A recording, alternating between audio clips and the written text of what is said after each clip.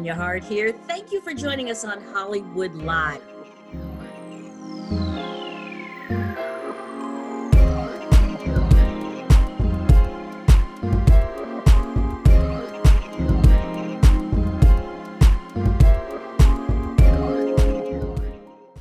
Thanks for tuning in to Hollywood Live today. We keep bringing it to you. We will do this as long as we can. And you know what? My guest today, Rosalind Stevenson, is a legend in this business. I am so pleased to call her my friend, my mentor, my church buddy, and just one of the nicest people you will ever meet. She has a new book out. It's called Look at God, My Hollywood Walk of Fame. And yes, she is a legend. She's here right now. Hey, Roz, how are you? Good morning. So good to see you, Tanya. Oh, it's always good to see you. And yes, I miss our church days and brunch afterwards, but we'll get back to that apparently really soon because everything else is opening up. It's coming soon. It's coming soon. You know, it's so wonderful. I have read your book. I've got to say, it's one of those books, you know, people would expect someone like you because you've just known and met everybody and worked with everybody. But it's got such great stories, and talk about a storied career. That is what you have had. You, of course, were one of the first, the first African-American woman to head up Universal Studios publicity department. Just take us back to that time and what it was like for you and some of the obstacles you had to overcome at that time. Well, when I went to Universal, it was my second major studio. I started at MGM. So I started at the beginning as an assistant. And when I got in the publicity department, right away, I knew after all the other things I had done in the industry that this was my gift. This was my purpose. I had every talent that you needed to be good at it. And once I started doing it, I loved it.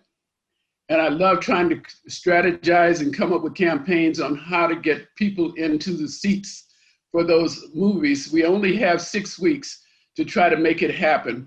And then the 2 weeks following the opening, word of mouth takes off. And so it's a challenge every time trying to figure out how you make a movie a success. Right. Well, you know, go ahead. Mm-hmm. I was one of the few African Americans in the department. I always had an interest in the African American press. So I always did on my own. It wasn't a part of my job. I just did the African American newspapers, magazines that I could do. Many of the long leads I wasn't able because I was a broadcast publicist. So I worked in radio and TV. So those are fast breaking stories. But it was just a phenomenal career, a great success for me. And it took me a while to find where I would land and be successful. And that's what I wanted to be, and everything that I ever dreamed of happened. Oh, it sure did. You made everything happen for a lot of us, myself included. I always give you credit. And my next question was, you know, it was interesting because not only did you work on all of the major blockbuster movies for the studios, that included the ones with African Americans, but you brought along the Black press. And yes. I always wondered what kind of kickback you got from the studios for doing that, because I know all of them were not happy.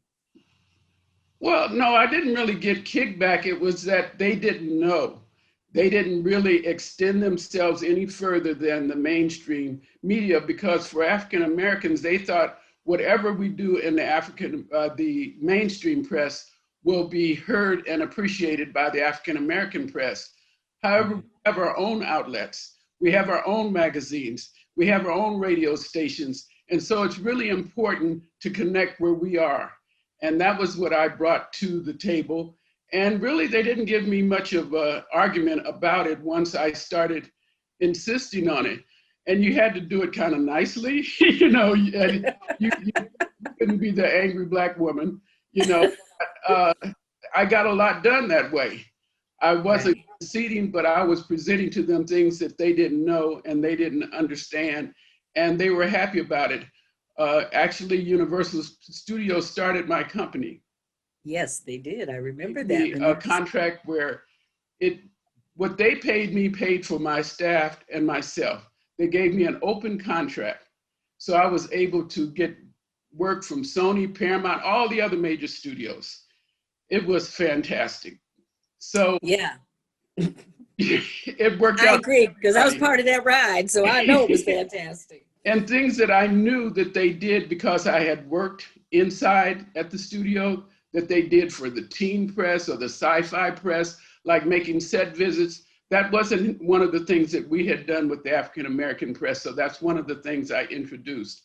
Let's get early awareness out there in our community and let our black press go to these films that are going to be important to them.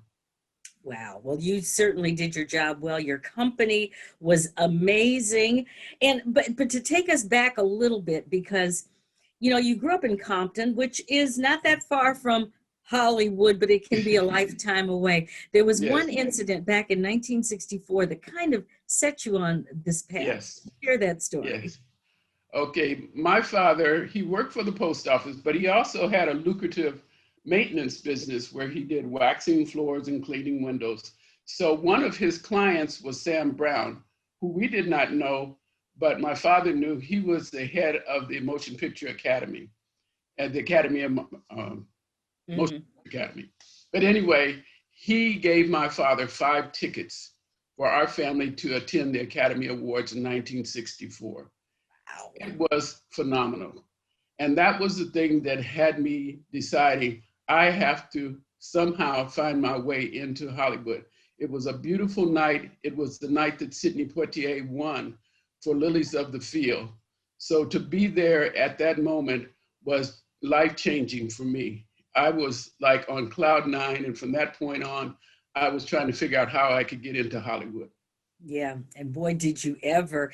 Along the way, you met a guy that we all love, Robert Robert Stevenson, spelled a little bit differently, who ended up being the love of your life and your husband for the Yes. last 44 years, who also has the most incredible storied career as one of the top hairstylists in the business, period, Mhm. historically, period. And of course, the last I guess how many years of his life he was exclusively to Sam Jackson. So y'all, all those hairstyles you saw Sam with the last 20 some years, the wigs, that was done by her husband Robert, just so you know. So we're giving Robert a shout out today.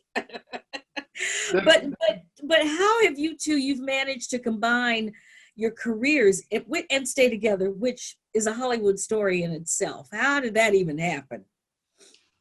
Oh, with the grace of God.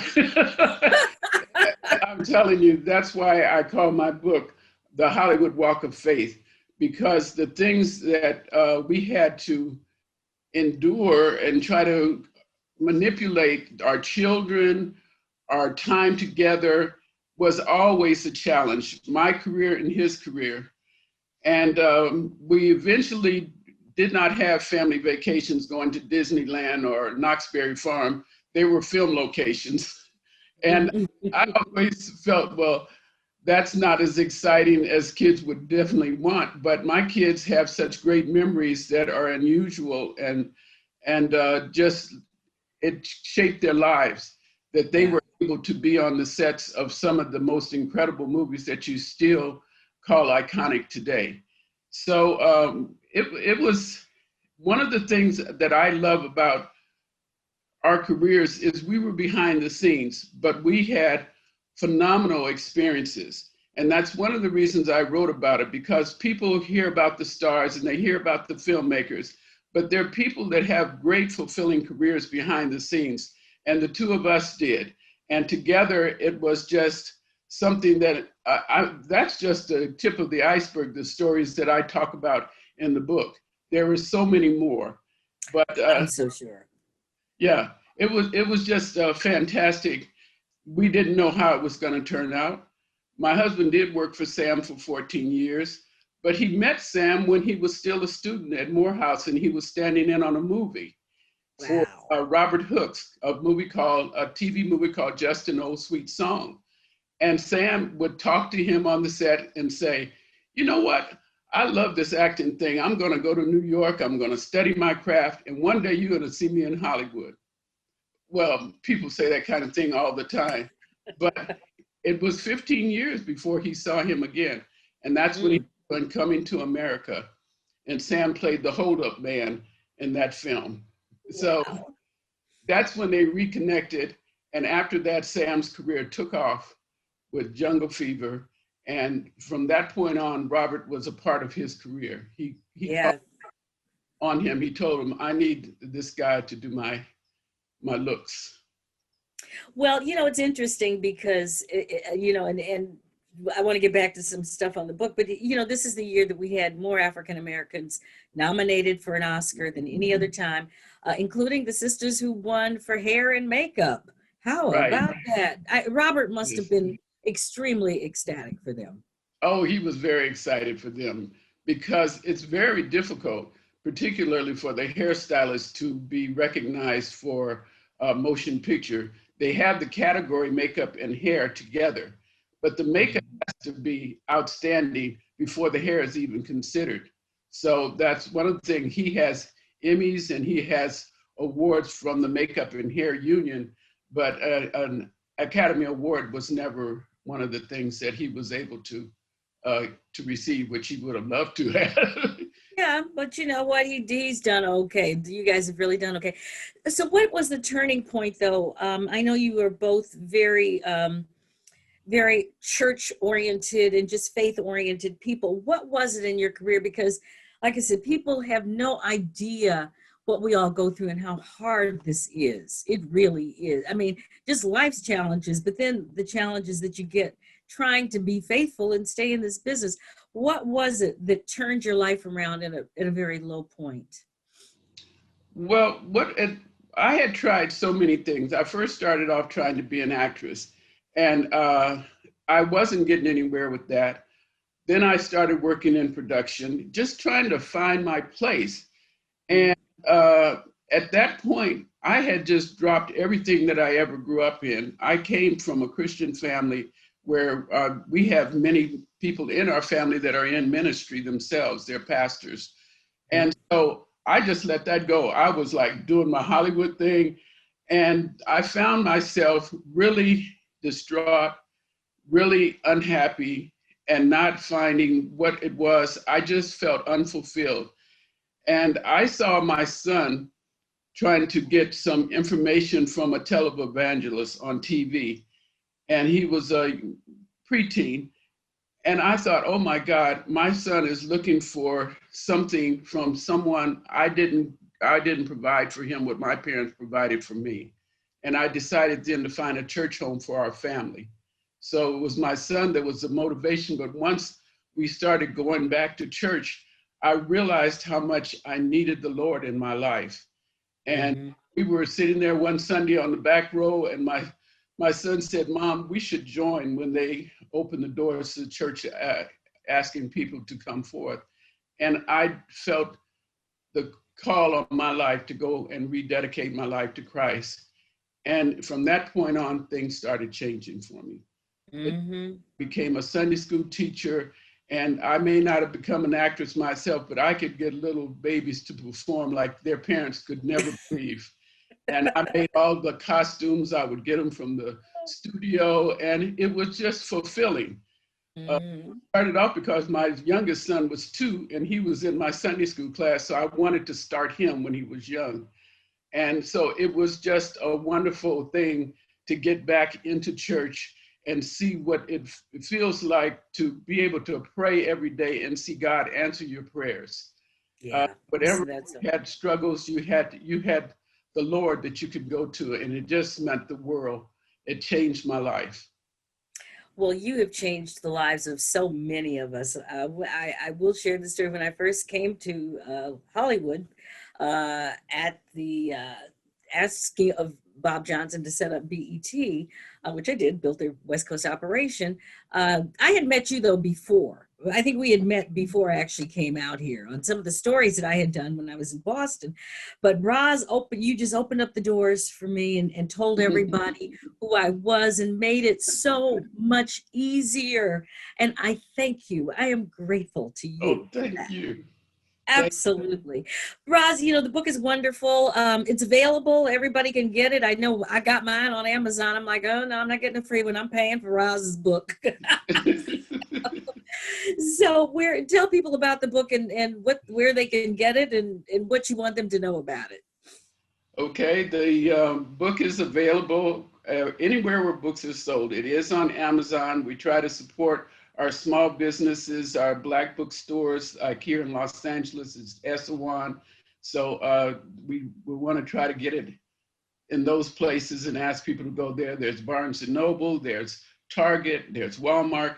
Anywhere where books are sold, you can get Look at God, My Hollywood Walk of Faith. I love it. And like I said, it's really a good read because there are so many great Hollywood stories. I mean, about people that you know and that you've heard of. And of course, like I said, you've worked with everybody, all the big blockbuster movies with Eddie and, oh my gosh, the list goes on and on and on. But if there's one story that stands out in your mind while you were doing one of these films, working with some of our major stars, what would that one story be? Oh my goodness. I think that it was my experiences with Chuck Berry. I had quite a time with Chuck Berry. He did the documentary Hail, Hail, Rock and Roll. It was directed by Taylor Hackford, and he was just a character. And he had given them such a hard time on the publicity trail. The end of it was Los Angeles, where he was going to get his star. And the same day, that was the Tonight Show and the premiere of the movie. So I had the task of working with him. He did satellite radio in the morning. When he came to the star ceremony, all of the executives from the studio were standing there like, what's this going to be like? Did Roz get him to act right? Is he going to? They didn't know what to expect from him. And he got out of the limo with his arms around my shoulders and said, anywhere you want me to go, just guide me and we're going there. And we got along beautifully. It was a funny night when he saw that they planned for him to perform at the post party and no one had asked him. And Chuck is one of those old time rock and roll guys that wanted his money first, and there was money offered. It was just, he called it disrespect. And he said, oh, we're leaving. But Taylor Hackford knew, and he rolled up some $100 bills and put it in the palm of his hand, and Chuck made a U-turn and sang every song in his repertoire.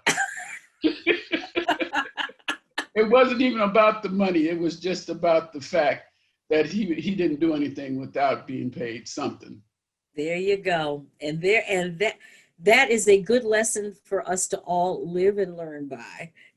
Thank you, Chuck Berry, for that. So, Roz, we thank you. Everybody go out and get the book. Just order it. You will enjoy it. It's a great read. It's a fun ride. It talks about being in love with God and letting that guide your life. And that's what Roz has done. Thank you so much for joining me today. Thank you. Yeah, we'll talk again soon, I am so sure. And for everybody else out there, thank you for tuning into Hollywood Live. Don't ever miss us because we got it going on around here. Thanks. Thank you, Tanya. Is it different in the UK as it pertains to race? It's different, but it's the same. Racism is racism. Treating people differently on the basis of the color of their skin is the definition of racism.